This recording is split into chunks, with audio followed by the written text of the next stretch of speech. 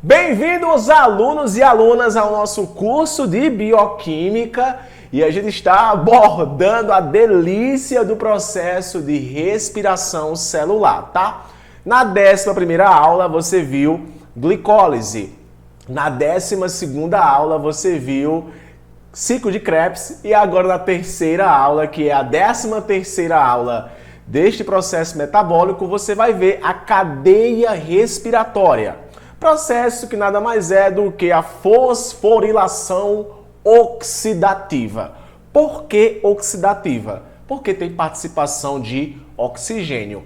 Esse oxigênio que você respira, ele vai se unir a quem? Ao hidrogênio, formando a molécula de água.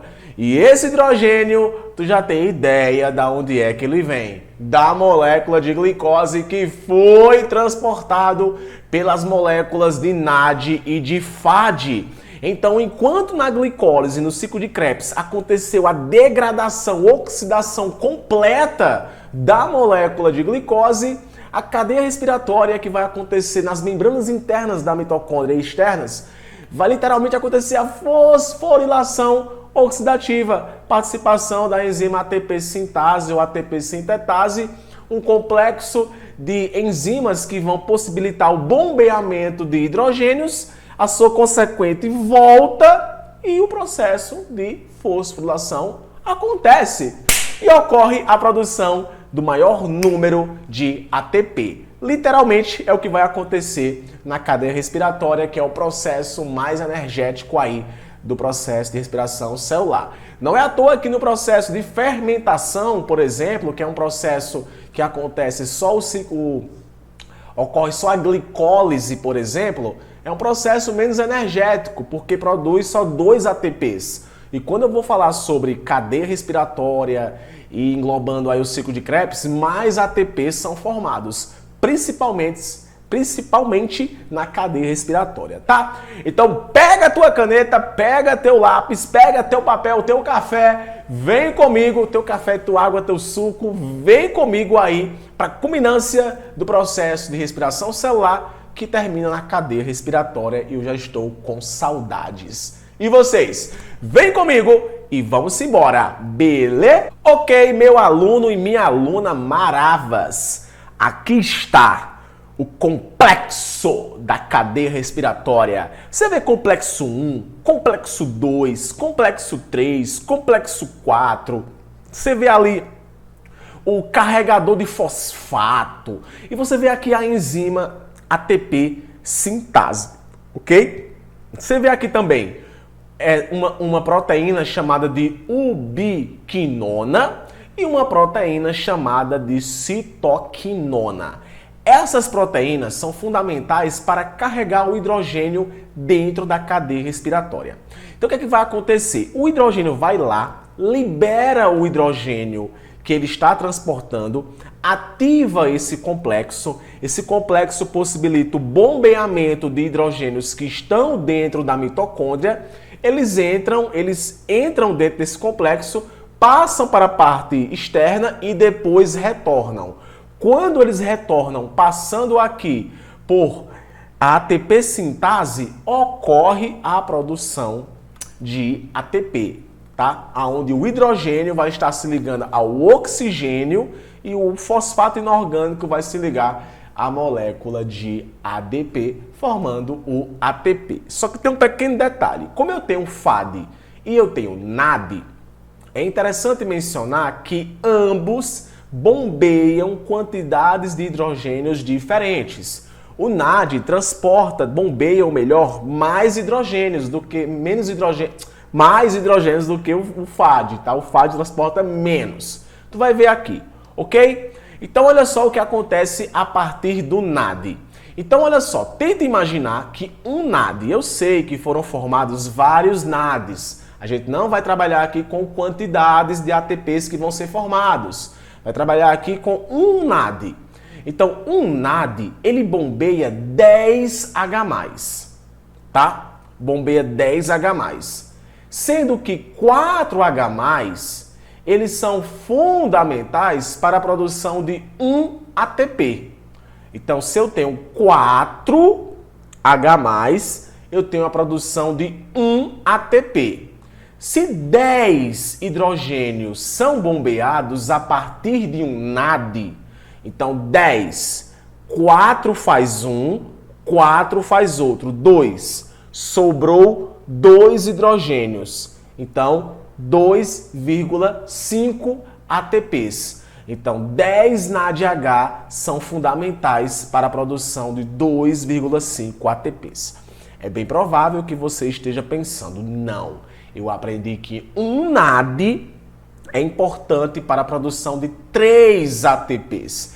É porque nesses cálculos, alguns livros, eles acabam arredondando. Para não ficar 2,5, bora colocar 3 ATPs. Só que eu falei lá na aula de glicólise que você não tem que se ater a essas quantidades, tá? Porque isso varia de célula para célula. Então aqui a gente vai estar utilizando essa informação aqui de livros de ensino superior, onde 10H+ é importante para a produção de 2,5 ATPs. E como isso se dá? Da seguinte forma, olha só, o NADH, de boa, transportando o hidrogênio, libera o hidrogênio. Esse hidrogênio aqui carrega aí seus 2 elétrons, tá? Ativando aqui o complexo 1. Esse complexo 1 ativado, ele possibilita o bombeamento de 4H+, que estão por aqui na parte interna, da membrana interna da mitocôndria. Então, 4H+ são bombeados a partir dos hidrogênios que ativaram o complexo 1. Esses hidrogênios aqui, que eu vou chamar de elétrons, eles passam para o complexo 3. Não tem participação de complexo 2 aqui na produção de ATP a partir do NAD. Esse complexo 2 é ativado com esses mesmos elétrons que foram bombeados para o complexo 1 e possibilitam também o bombeamento de 4H+. Então, 4 mais 4, 8. E esse elétron, ele se direciona para o complexo 4, só que ele está menos energético, tá? Menos energético. Então, no lugar de bombear 4H+, ele só bombeia 2. Patrick, esses H+ estão vindo da onde? Dessa parte aqui interna, tá? Tem muito H+ aqui que é bombeado aqui nesse processo. Não confundam esse H+ com o hidrogênio que está sendo transportado pelo NAD. Esse hidrogênio aqui é esse daqui, em condição de elétrons, tá? Beleza, então aqui eu tenho 4 mais 4, 8, mais 2, 10. Por isso, ó, um NAD bombeia 10H+. Então, 10H+ foram bombeados. O que é que vai acontecer? Um desses H+, eles acabam passando por dentro da enzima, da proteína, ou melhor, transportadora de fosfato inorgânico. Só que, na verdade, esse fosfato inorgânico aqui, ele só é transportado aqui para dentro por conta da participação desse H+, que puxa ele. Então, esse H+ puxa o fosfato inorgânico e 3H+ passam por dentro da enzima ATP sintase, ativando a enzima. Por isso que 1 mais 3, 4. Quando esses 4 hidrogênios, um passando aqui, onde transporta fosfato inorgânico, e 3 passando pela enzima ATP sintase, possibilita o giro da ATP sintase, que une a molécula de fosfato inorgânico ao ADP, formando o ATP. Esse elétron aqui do complexo 4, que no caso é o hidrogênio proveniente do NAD, acaba se unindo com o oxigênio que você respira. Esses hidrogênios que foram bombeados para dentro novamente vão entrar novamente, afinal é um ciclo, vão ficar aqui girando, entrando e saindo e possibilitando a formação de mais e mais ATPs a partir das moléculas de NAD que foram formadas na glicólise e no ciclo de Krebs. Portanto, acontece o bombeamento de um hidrogênio passando aqui por dentro da proteína transportadora de fosfato inorgânico e 3 hidrogênios H+ sendo transportados aqui pela enzima ATP sintase. Então, 4 acabaram formando aqui um ATP. Beleza? Isso vai acontecer de forma diferente com relação ao FAD. Porque no FAD não tem participação do complexo 1, já tem a participação do complexo 2, o que não tem lá no FAD, por exemplo, no NAD, por exemplo. Então, o FADH2 libera os seus hidrogênios, que por sua vez passam para o complexo 2, bombeando, olha só, bombeando elétrons apenas no complexo 3. O complexo 1 não bombeia hidrogênios, só o complexo 3. Então, esse elétron passa para o complexo 3 e bombeia 4H+, dessa parte aqui interna. Esse elétron vem aqui para o complexo 4, já que está menos energético, e bombeia apenas 2. Então, 4 mais 2, 6. Então, um FAD bombeia 6H+, para o espaço entre membranas da mitocôndria. E a mesma coisa vai acontecer, como eu expliquei agora há pouco. O fosfato inorgânico vai ser transportado junto com o hidrogênio e 3H+ aqui na ATP sintase. Então, como 4H+ possibilitam a formação de um ATP, o que é que eu tenho? O seguinte, que 6H+, 4 mais 2, possibilitam a formação de 1,5 ATPs. Beleza? Então, gente, literalmente é isso que acontece na cadeia respiratória. Alguns livros trazem balanços energéticos disso tudo. Aí você vê aquela visão básica que é o seguinte: bom, se na glicólise produziu 4 ATPs e gastou 2, o saldo é 2. Beleza, eu tenho 2 ATPs, 2. Se no ciclo de Krebs, cada piruvato que entrou produziu 1 ATP, eu tenho 2. Então, 2 mais 2, 4 ATPs. Se eu levar em consideração o arredondamento, eu tenho o seguinte. Bom, se um NAD produz, ele é importante para a produção de 3 ATPs, como acontece simplificando, não 2,5 ATPs, então se eu tenho quantos NADs? Eu tenho NADs formados na glicólise, eu tenho 2 NADs formados na glicólise, eu tenho mais 2 NADs formados na reação intermediária que acontece antes de entrar dentro da mitocôndria, e eu tenho a produção de 6 NADs no ciclo de Krebs, levando em consideração os 2 piruvatos. Então eu tenho 10 NADs. Se um NAD faz 3, então 10 faz 30. Então eu tenho aí um saldo de 34 ATPs. Juntando mais os 2 ATPs formados pela molécula de FAD, então eu tenho um saldo de 38 ATPs. Só que, na verdade, esse valor ele pode mudar de célula para célula e a gente tem que levar em consideração que a gente está arredondando a quantidade de ATP. Combinado? Então, gente, nossa, isso é respiração celular. Formou ATP a partir da molécula de glicólise. De glicose. Que nossa, de glicólise? De glicose. Por que que, por exemplo, o lipídio ele produz mais energia do que o carboidrato? Porque o lipídio tem mais hidrogênios. A gente vai estar vendo isso na aula de beta-oxidação.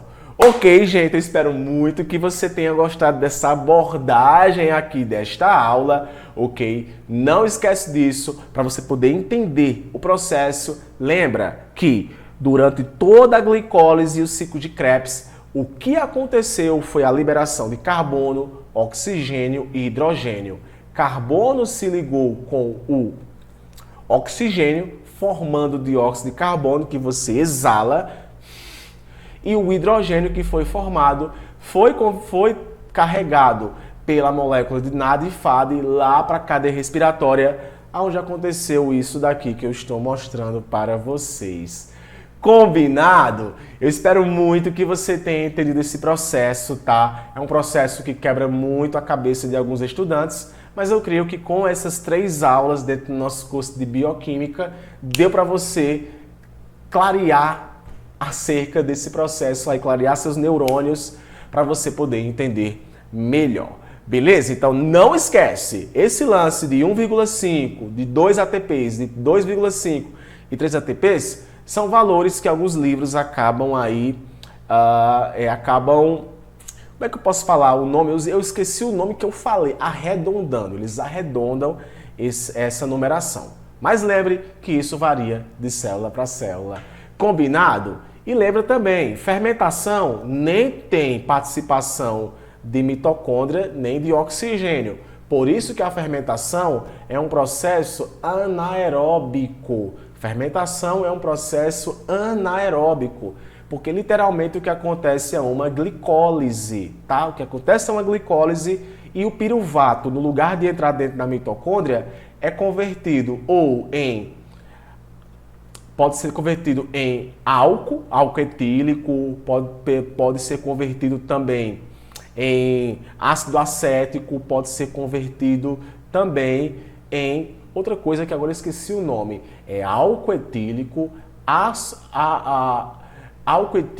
ácido acético e o outro nome eu esqueci que eu vou estar dizendo na próxima aula, beleza? Então, gente, eu espero muito que vocês tenham gostado desta aula maravilhosa. Eu fico por aqui, eu me chamo Patrick Gomes, um abraço e a gente se vê no próximo vídeo. Tchau, tchau! Lembrei! Álcool etílico, ácido acético e ácido lático. É isso que o piruvato pode ser convertido, dependendo do tipo de fermentação. Se converte em ácido lático, fermentação lática. Se converte em ácido acético, fermentação acética. Se converte em álcool etílico, fermentação alcoólica. Beleza?